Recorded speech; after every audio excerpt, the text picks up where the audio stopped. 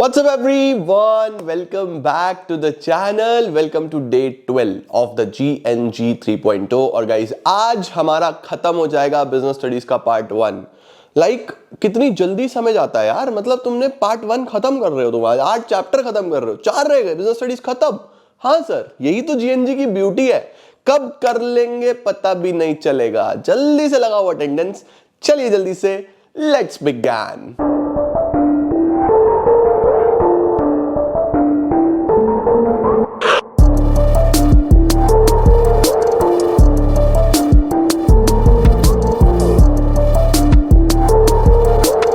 शुरू करते हैं बच्चों। आज है हमारे पास अंतिम फंक्शन ऑफ मैनेजमेंट जो कि है 5वां, यानी कंट्रोलिंग। अब कंट्रोलिंग में क्या करना है सर? कंट्रोलिंग में नजर रखनी है, नजर रखनी है कि वो कहां जा रहा है, वो कहां जा रही है, मुझे धोखा तो नहीं दे रही, जो मेरे से वादे किए थे वो निभाए या नहीं निभाए, वादा जो किया था वो निभाना पड़ेगा, प्लानिंग जो की थी उसके हिसाब से काम हुआ या नहीं हुआ, जो सोचा था इतने नंबर लेके आऊंगा उस हिसाब से पढ़ाई करी या नहीं करी। जीएनजी J1 से, जीएनजी J1 नहीं, जीएनजी डे 1 से जीएनजी डे 12 तक सब कुछ फॉलो किया या नहीं किया। कंट्रोलिंग क्या होता है? कंट्रोलिंग सर, कंट्रोलिंग होता है द कंपैरिजन। कंपैरिजन किसके बीच में? Actual performance and the planned performance. हमें बेसिकली ये देखना है कि जो हमने प्लान किया था और जो एक्चुअल हुआ है उन दोनों में क्या फर्क है। क्या जो सोचा था वो किया या जो सोचा था वो कुछ और ही किया, है ना।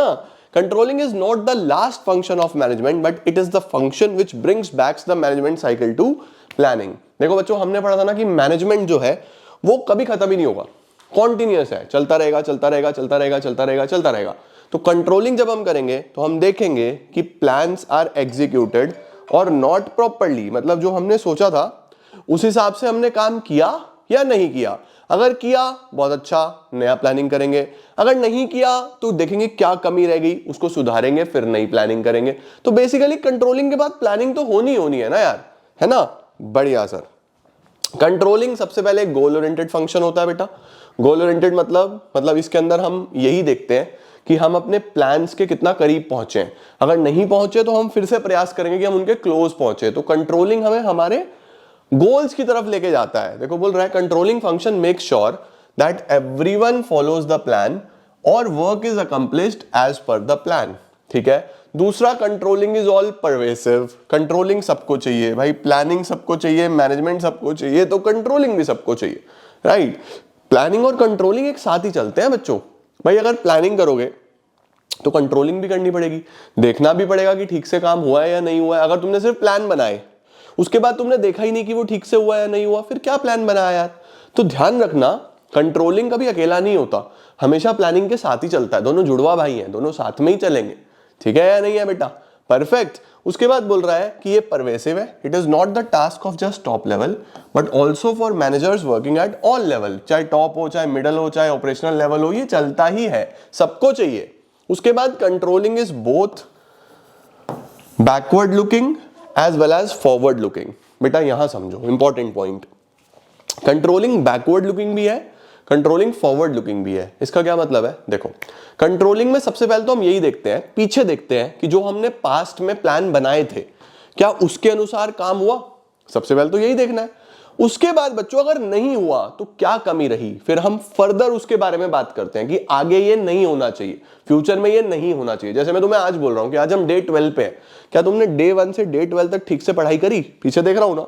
फिर मैं बोल रहा हूं अगर नहीं करी तो आज से लगो डे 12 से डे 23, 24 जहां तक भी जाएगा, 31 जनवरी को खत्म हो रही है सीरीज, तब तक खूब मन लगा के पढ़ना। तो कंट्रोलिंग बैकवर्ड भी है, कंट्रोलिंग फॉरवर्ड भी है। तो देखो क्या बोल रहा है, controlling is a backward looking function as managers compare the planned performance with actual performance, right? उसके बाद बेटा they have to look back to performance already done, right? उनको पीछे देखना पड़ता है, यहाँ कुछ ना कुछ गड़बड़ छपा है। became measure the actual performance, कुछ नहीं है यार, ये मत देखो तुम बस मेन ये देखो कि सबसे पहले तो कंट्रोलिंग बैकवर्ड लुकिंग है। क्यों? क्योंकि मैनेजर को कंपेयर करना पड़ता है प्लान परफॉर्मेंस को एक्चुअल परफॉर्मेंस के साथ, और एक्चुअल परफॉर्मेंस कैसी हुई है उसके लिए पीछे देखना पड़ता है कि प्लान्ड क्या था, राइट। और फॉरवर्ड लुकिंग क्यों है? फॉरवर्ड लुकिंग इसीलिए है क्योंकि अब आप यहाँ पे कंपेयर करने के बाद डेविएशंस निकालते हो, कमी निकालते हो कि क्या कमी रही, और फिर फर्दर में वो कमी ना हो उस चीज पे काम करते हो, इसीलिए वो फॉरवर्ड लुकिंग भी है। ठीक है बेटा। उसके बाद controlling is a continuous function, never ending. जैसे मैनेजमेंट चलता रहता है कंट्रोलिंग भी चलता रहता है। ओके, बढ़िया सर। इंपॉर्टेंस, कंट्रोलिंग क्यों इंपॉर्टेंट है बेटा? भाई कंट्रोलिंग करोगे तभी अपने गोल अचीव कर पाओगे। अगर तुम ध्यान ही नहीं दोगे कि तुमने प्लान क्या किया था, उसके अनुसार कितना काम किया, तो तुम्हारे गोल्स अचीव ही नहीं होंगे। तो you have to consider your plans, और फिर प्लान्स को लगातार उस पर ध्यान देना जरूरी है, राइट। तो कंट्रोलिंग आपकी मदद करता है आपके गोल्स अचीव करने में। दूसरा, judging accuracy of standards. Standards का मतलब यहाँ पे प्लान्स ही है बेटा, ठीक है। यहाँ पे स्टैंडर्ड्स का क्या मतलब है? स्टैंडर्ड्स मतलब प्लान्स। अब फॉर एग्जाम्पल बच्चों, हमारा चिंटू जो है वो एक एवरेज स्टूडेंट है जिसके हमेशा 40% नंबर, 50% नंबर, ऐसे ही नंबर आए हैं, ठीक है। अब चिंटू के बोर्ड एग्जाम में रह गए हैं 15 दिन, उसके बोर्ड एग्जाम में रह गए हैं 15 दिन, 15 डेज। मैंने चिंटू से बोला, मैंने कहा चिंटू भाई तू अभी तक क्या पढ़ा है? चिंटू ने बोला सर मैं कुछ नहीं पढ़ा, मैं पूरे साल क्रिकेट खेला हूं, मैं पूरे साल इंस्टाग्राम चलाया हूं, पूरे साल यूट्यूब चलाया हूं, पूरे साल टाइम पास किया, कुछ नहीं पढ़ा। क्या मैं 15 दिन में अपने लिए 100% का टारगेट सेट कर लूं कि मैं 300 में से 300 लेके आऊंगा? अकाउंट्स में भी 100, बीएसटी में भी 100, इको में भी 100, मैं 300 में से 300 लेके आऊंगा और आपसे गिफ्ट लूंगा। मैंने कहा अबे कैसे करेगा? तेरे अभी तक 40%, 50%, 35% नंबर आते हैं, तू 100% कैसे लाएगा भाई? तू अपना टारगेट सेट कर 70% का। बेटा क्या ये एक बेटर स्टैंडर्ड है? भाई 100% टारगेट सेट कर रहा है, जब आज तक नहीं आए और टाइम भी नहीं बचा, या तो बोले ना कि साल के शुरू में सर इस साल मन लगा के पढ़ूंगा, कर सकते हो आप, बट ऐसा स्टैंडर्ड 15 दिन पहले एक्यूरेट नहीं होगा। तो कंट्रोलिंग से आपको पता लगता है कि आपने कितना एक्यूरेसी से अपने लिए प्लान्स बनाए, ठीक है। उसके बाद आप रिसोर्सेज का प्रॉपर यूटिलाइजेशन करते हो, क्योंकि रिसोर्सेज में आप प्रॉपरली देखते रहते हो। जैसे बोल रहा है, जैसे ट्रैफिक सिग्नल आपको गाइड करता है ना कि कहां जाना है, कब जाना है, कब रुकना है, कब चलना है, वैसे ही कंट्रोलिंग भी ऑर्गेनाइजेशन को गाइड करता है कि कैसे रिसोर्सेज को अच्छे से यूटिलाइज करना है, वेस्टेज नहीं होता। उसके बाद बच्चों कंट्रोलिंग में हम एम्प्लॉइज पे अच्छे से नजर रखते हैं, एम्प्लॉइज को हम अच्छे से उनकी गलती सुधारते रहते हैं, उनको बताते रहते हैं कि इस तरीके से करो, ये सही है, ये गलत है, इसमें बेटर कर सकते हो आप। तो उनको एक नीडेड पुश मिलता रहता है, तो एम्प्लॉइज काफी मोटिवेटेड फील करते हैं कि हाँ ठीक है हमें सपोर्ट मिल रहा है ऑर्गेनाइजेशन से। देखो बोल रहा है an effective control system communicates the goals and standards for employees to subordinates well in advance. सबको एडवांस में बता दिया जाता है। अच्छा कंट्रोल सिस्टम हमेशा गाइड करेगा ताकि एम्प्लॉय अपनी प्रॉब्लम से बाहर आ सके। उसके बाद एक अच्छे कंट्रोल में ऑर्डर और डिसिप्लिन दोनों बना रहता है। जब एक अच्छा कंट्रोल सिस्टम बनता है ना बच्चों, जब एक बहुत सुंदर बहुत शानदार कंट्रोल सिस्टम बनता है, तो उसके अंदर ऑर्डर भी फॉलो होता है, डिसिप्लिन भी फॉलो होता है। ऑर्डर और डिसिप्लिन फॉलो होने का क्या मतलब है? ऑर्डर का मतलब है कि भैया एक अरेंजमेंट में चीजें हो रही हैं, कुछ भी गड़बड़ नहीं हो रहा, कुछ भी इधर उधर नहीं हो रहा, हर चीज अपनी जगह पे मिल रही है, हर इंसान अपनी जगह पे मिल रहा है, हर काम अपने समय पे हो रहा है।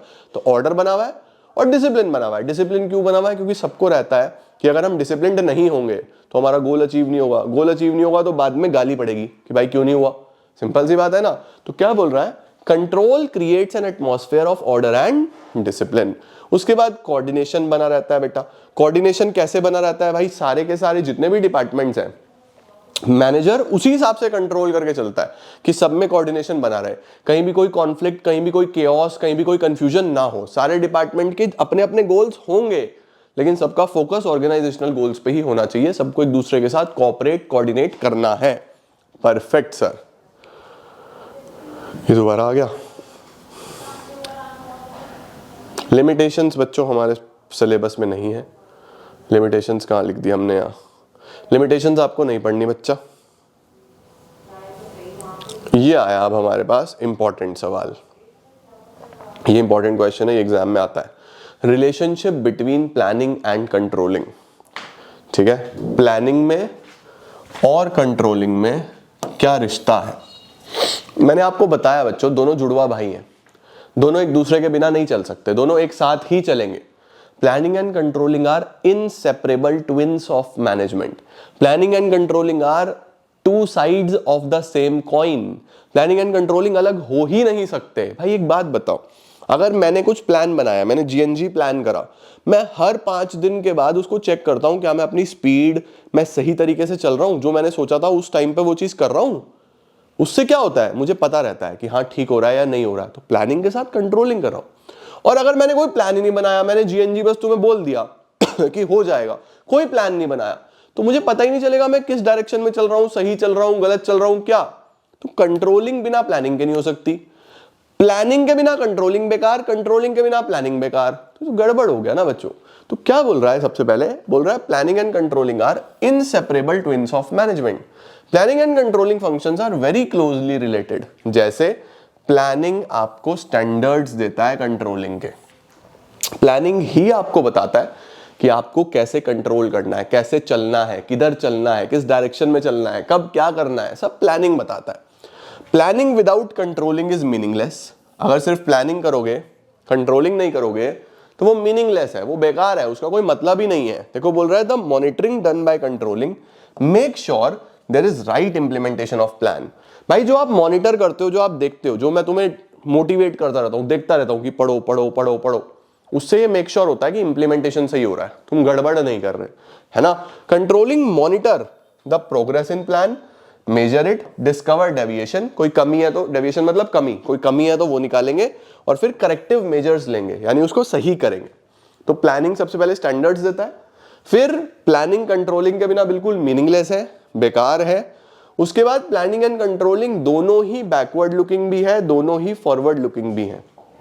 दोनों बैकवर्ड लुकिंग है बच्चों, दोनों फॉरवर्ड लुकिंग है। सर कैसे? कंट्रोलिंग तो मैंने आपको बता दिया कि कंट्रोलिंग बैकवर्ड लुकिंग भी होता है, कंट्रोलिंग फॉरवर्ड लुकिंग भी होता है। भाई सबसे पहले तो कंट्रोलिंग में तुम पीछे ही देखते हो प्लान क्या बना, और फिर आगे देखते हो कि कैसे इसको सुधारा जाए। प्लानिंग भी तो ऐसी होती है, planning is all about future. हमने पढ़ा था प्लानिंग के फीचर्स में, प्लानिंग इज फ्यूचरिस्टिक। लेकिन जो भी आप प्लान्स बनाते हो भविष्य के लिए, क्या एक बार पीछे देखते हो कि पिछली बार जो प्लान बनाया था क्या उसमें कुछ कमी रही थी, उसमें कुछ गड़बड़ तो नहीं हुई थी। फॉर एग्जाम्पल हम अपने दोस्तों के साथ कोई ट्रिप प्लान कर रहे हैं, चलो भाई एग्जाम के बाद गोवा चलेंगे, ये पार्टी गोवा चलेंगे। पिछली बार जो तुमसे गलती हुई ना, तुम कहीं गए थे, वहां कुछ भूल गए थे, कुछ एक्स्ट्रा ले गए थे, कुछ गड़बड़ हो गई थी, पैसे कम पड़ गए थे, ज्यादा पड़ गए थे, तुम पीछे जरूर देखोगे कि भैया ठीक से हुआ या नहीं हुआ, है ना। तो प्लानिंग फ्यूचर की तो होती है, लेकिन पास्ट को देख के होती है। तो प्लानिंग भी फॉरवर्ड भी है और बैकवर्ड भी है, ठीक है। देखो क्या बोल रहा है, कंट्रोलिंग इज बैकवर्ड लुकिंग, क्योंकि आप पोस्टमार्टम करते हो पास्ट एक्टिविटीज का, ठीक है ना। मैनेजर को पीछे देखना पड़ता है कि क्या कमी रही, उस हिसाब से फिर आगे चलता है ना। आगे बोल रहा है कि प्लानिंग भी बैकवर्ड लुकिंग है, क्योंकि प्लानिंग भी किससे बनती है, पास्ट एक्सपीरियंसेस से बनती है, राइट। उसके बाद प्लानिंग फॉरवर्ड लुकिंग है, क्योंकि प्लान्स हमेशा फ्यूचर के लिए होते हैं। तो दोनों ही फंक्शंस जो हैं वो फॉरवर्ड लुकिंग भी है और बैकवर्ड लुकिंग भी है बेटा, वेरी सिंपल। लास्ट बोल रहा है प्लानिंग इज प्रेस्क्रिप्टिव। प्रेस्क्रिप्टिव का मतलब है कि ये बस पेपर पे होगा, यानी planning is done on paper, बस दिमाग से होता है, आईक्यू से होता है, इंटेलिजेंस से होता है। जबकि कंट्रोलिंग इवैल्यूएटिव है, वहां पे आप इवैल्यूएशन करते हो, वहां पे आप एक्चुअली चेक करते हो कि काम हुआ या नहीं हुआ। तो यहाँ पे इंप्लीमेंटेशन पे फोकस किया जाता है, यहाँ पे फोकस किया जाता है कि सही से प्लान बन रहा है या नहीं बन रहा है, फॉलो अप तो बाद में होगा। क्या बोल रहा है, planning is basically an intellectual process involving lot of thinking, comparison, इसके अंदर काफी दिमाग लगाना पड़ता है। जबकि कंट्रोलिंग इवैल्यूएशन करता है, चेक करता है कि जो भी आप करना चाह रहे हो वहां तक पहुंच रहे हो या नहीं पहुंच रहे हो, राइट। तो इस तरीके से हम लिख देते हैं बेटा कि दोनों ही एक दूसरे से जुड़े हुए हैं, एक दूसरे से मिले हुए हैं, एक दूसरे के बिना अधूरे हैं, ठीक है। दोनों बहुत बड़े प्रेमी हैं, दोनों का एक दूसरे के बिना चलता नहीं है, ठीक है। इसके बाद आता है बच्चों हमारे पास कंट्रोलिंग प्रोसेस। सर इसकी मेमोरी टेक्निक याद करें, इसकी मेमोरी टेक्निक है बच्चों SM कैट। इसकी मेमोरी टेक्निक क्या है, इसकी मेमोरी टेक्निक है SM कैट। सर ये क्या है, देखो सबसे पहले होगा सेटिंग परफॉर्मेंस स्टैंडर्ड्स। भाई कंट्रोलिंग तो तब होगी ना जब तुम्हारे पास कोई परफॉर्मेंस स्टैंडर्ड होगा। किस बेस पे कंट्रोलिंग करोगे, है ना। आज हम डे 12 पे हैं, तो आप लोग डे 12 पे होने चाहिए सबके सब, तभी तो आप देख पाओगे कि काम ठीक से हो रहा है या नहीं हो रहा है। तो मेरे पास एक प्लान था, मैंने उसको एग्जीक्यूट करा, आप उसको फॉलो कर रहे हो, तो अच्छे से चीजें हो रही हैं। तो सबसे पहले बच्चों we have to make sure that we have a plan. तो सबसे पहले तो स्टैंडर्ड्स होने चाहिए। तो आप सबसे पहले परफॉर्मेंस स्टैंडर्ड सेट करो, जैसे प्लानिंग में करते थे ना सेटिंग ऑब्जेक्टिव, वही वाली बात यहां पे बोल रहा है। उसके बाद आप क्या करो, मेजरमेंट करो एक्चुअल परफॉर्मेंस का। जो तुमने प्लान बनाया था उसके अनुसार तुमने एक्चुअल में क्या किया। तुमने गोल बनाया कि सर 90% लेके आएंगे, जब रिजल्ट आया तो देखोगे ना कितना आया, तो दिस इज योर कितना लेके आएंगे, दिस इज योर कितना आया। अब सपोज प्लान करा 90%, आया 85%, आया कितना 85%। फिर तुम दोनों को कंपेयर करोगे, कंपैरिजन 85-90 को कंपेयर करो, 85-90 को कंपेयर करो, 85-90 को कंपेयर करो। सर 5% की कमी आई, 5% की कमी आई। ये जो कमी आई बच्चों इसको बोलते हैं डेविएशन। जो कमी आई इसको क्या बोलते हैं, डेविएशन। अब इसके अंदर ना बच्चों दो टेक्निक्स बताई गई हैं। एक बताई गई है क्रिटिकल पॉइंट कंट्रोल, एक बताई गई है management by exception. Critical point control, management by exception. मैं तुम्हें मेन चीजें बता रहा हूं जो केस स्टडी में आएगी, ठीक है। क्रिटिकल पॉइंट कंट्रोल बोलता है की रिजल्ट एरियाज पे फोकस करो। किस पे फोकस करो, की रिजल्ट एरियाज पे, ठीक है। अब सपोज तुमने देखा कि तुम्हारी 5% की जो डेविएशन आई ना, जो परसेंटेज कम हुई 5%, वो परसेंटेज तुम्हारी 5th सब्जेक्ट की वजह से कम हुई, जो तुम्हारे करियर में वैसे कुछ खास इंपैक्ट भी नहीं डालता, ठीक है। फॉर एग्जांपल तुम्हारे इंग्लिश में अच्छे नंबर है, अकाउंट्स में अच्छे नंबर है, बीएसटी में अच्छे नंबर है, इको में अच्छे नंबर है, 5वां सब्जेक्ट कोई तुम्हारा कंप्यूटर था, या 5वां फिजिकल एजुकेशन था, या ईपी था, या कुछ भी 5वां सब्जेक्ट था जो तुमने फर्दर कॉलेज में ना लेना, ना तुम्हारे सीयूईटी में आएगा, वो तुम्हारे लिए इंपॉर्टेंट है ही नहीं, तो सीपीसी बोलता है इसे इग्नोर कर दो, कोई दिक्कत नहीं है, क्योंकि वो तुम्हारा की रिजल्ट एरिया है ही नहीं। आपको फोकस करना चाहिए अपने मेन एरिया पे। अगर वो ओके है ना तो सब okay. This is called critical point control, ठीक है। नाउ मैनेजमेंट बाय एक्सेप्शन क्या बोलता है, मैनेजमेंट बाय एक्सेप्शन बोलता है बेटा अगर सब कुछ कंट्रोल करने की कोशिश करोगे तो कुछ भी हाथ नहीं लगेगा। वही वाली बात कि अगर तुम 5 सब्जेक्ट को एक साथ पकड़ने की कोशिश करोगे तो कुछ भी हाथ नहीं लगेगा। आप एक लिमिट बनाओ कि तुम्हें कितना परसेंट तक ओके है। तो हमने बोला कि हमें 5% तक डेविएशन चलेगा, मतलब मैं 90 एम कर रहा हूं, अगर मेरे 85 तक आएंगे तो I am okay with it, कोई बात नहीं। एग्जैक्टली हम भगवान थोड़ी ना कि एज इट इज 90 आएंगे, है ना। तो हमने बोला 5% तक डेविएशन चलेगा। अब अगर उससे ज्यादा हो रहा है, उस जो आपने स्टैंडर्ड सेट करा, जो आपने लिमिट सेट करा, लिमिट कितना सेट करा 5% का, अगर मेरे यहां पे 85 की जगह 80 आते तो ये 90 से 80 10% का डेविएशन हो गया। तो मैनेजमेंट बाय एक्सेप्शन बोलता है इस पे इमीडिएटली काम करो, ये नहीं होना चाहिए था। 5% तक इट वाज ओके, ज्यादा हो गया, इस पे इमीडिएटली काम करो, ये गड़बड़ है, ठीक है। और अगर इसके अंदर अंदर है 1%, 2%, 3%, 4% का डेविएशन है तो बोलता है छोड़ दो, कोई दिक्कत वाली बात नहीं है। तो जो भी आपकी डेविएशंस आएंगी ना उसको देखने के दो तरीके हैं। क्रिटिकल पॉइंट कंट्रोल बोलता है की रिजल्ट एरियाज पे फोकस करो, इंपॉर्टेंट एरियाज पे फोकस करो, जो तुम्हारे लिए इंपॉर्टेंट नहीं है उसे इग्नोर करो। मैनेजमेंट बाय एक्सेप्शन बोलता है a manager who tries to control everything ends up controlling nothing, उसके हाथ कुछ नहीं लगता। तो आपको क्या करना है, बेसिकली एक लिमिट सेट करनी है, लिमिट सेट करके उसके अनुसार आपको काम को कंपेयर करना है। अगर वो लिमिट के अंदर अंदर है कोई दिक्कत नहीं, थोड़ा बहुत चेंजेस ऊपर नीचे चलेगा, लिमिट से बाहर है तो उस पर इमीडिएटली काम करो। और लास्ट में क्या करना है, टेक करेक्टिव एक्शंस, जो भी कमी हुई है उसको सुधारो, करेक्टिव एक्शंस लो, बेटर करो, ठीक है। अब सपोज यहां पे बोर्ड्स में इतने कम रह गए तो सीयूईटी में और बेटर करेंगे, है ना, ये वाली बात बच्चों। देखो सबसे पहले बोल रहा है सेटिंग परफॉर्मेंस स्टैंडर्ड्स। स्टैंडर्ड्स क्या होते हैं, टारगेट्स या यार्डस्टिक्स जो आपने एक्चुअल में बनाई हैं, ठीक है। ये बेसिस फॉर कंपैरिजंस है। The standards must be achievable, ये ध्यान रखना है बेटा कि जो स्टैंडर्ड है ना वो आपके लिए अचीवेबल होना चाहिए। ऐसा स्टैंडर्ड मत बनाना जो आपके लिए अचीवेबल ही नहीं है। तो आपके जो स्टैंडर्ड्स हैं वो अचीवेबल होने चाहिए, क्वांटिटेटिव होने चाहिए, वो टाइम बाउंड होने चाहिए, वही जैसे आप ऑब्जेक्टिव सेट करते थे वैसे ही, ठीक है। जैसे स्टैंडर्ड सेल 20 लाख हमने सेट कर ली, प्रॉफिट 4 लाख हमने सेट कर लिया, कॉस्ट हमने 5% कम करने का सेट कर लिया। उसके बाद फिर मेजरमेंट करो एक्चुअल परफॉर्मेंस का। स्टैंडर्ड सेट करने के बाद फिर हम एक्चुअल परफॉर्मेंस को मेजर करते हैं कि क्या हुआ और क्या नहीं हुआ। देन हम कंपैरिजन करेंगे। After measuring the manager compare the performance and if there is a match तो बहुत बढ़िया, मैच हो गया तो कंट्रोलिंग फंक्शन खत्म। अगर मिस मैच हो गया तो फिर वो डेविएशन ढूंढेगा, अगर माइनर डेविएशन है तो इग्नोर कर देगा। उसके बाद उसको एनालाइज किया जाएगा। The deviations need not to be brought to the notice of management if it is a minor one. अगर छोटी मोटी डेविएशन है तो उसको मैनेजमेंट तक बताने की जरूरत नहीं है। एक range of deviation should be established, ठीक है ना। तो सबसे पहले इसने बोला दो कैटेगरी है, दो टेक्निक्स हैं जिससे आप जितनी भी डेविएशंस हैं उनको पढ़ सकते हो। सबसे पहली कौन सी है? Critical point control. देखो क्या बोल रहा है, critical point control. Critical point control क्या है बच्चों? यही तुम्हारे पेपर में आएगा 100%। ये तुम्हारे पेपर में 100% आ रहा है, इस साल आ रहा है, बता रहा हूं तुम्हें मैं। 100% तुम्हारे पेपर में आएगा कंट्रोलिंग से। मैच कर लेना जाके अपने बोर्ड एग्जाम में। It means keeping a focus on key result areas. Focus करो बस की एरियाज पे। अगर उसमें डेविएशन है then it must be attended urgently. जैसे बोल रहा है अगर प्रोडक्शन कॉस्ट 5 से बढ़ रहा है and there is increase in postal cost by 20। Postal का मतलब क्या है भैया? वो तो पोस्ट ऑफिस की तरफ से है। प्रोडक्शन कॉस्ट तुम्हारा खुद का कॉस्ट है, then more focus should be to find out the reasons for increase in cost of production. आपका मेन फोकस इस पे होना चाहिए, क्योंकि वो तो पोस्टल कॉस्ट तो आपके हाथ में ही नहीं है भाई। पोस्टल तो आप पोस्ट ऑफिस करता है ना, उसको कम ज्यादा वो तुम नहीं कर सकते, ये तो तुम्हारे हाथ में है। तो तुम्हारा की एरिया ये है, तुम्हारा फोकस इस पे होना चाहिए, ठीक है। ओके देखो बोल रहा है postal cost is incurred rarely and managers have no control over postal cost. तो की रिजल्ट एरिया पे फोकस करो। मैनेजमेंट बाय एक्सेप्शन क्या बोलता है? ये लाइन याद रखना, a manager who tries to control everything end up controlling nothing.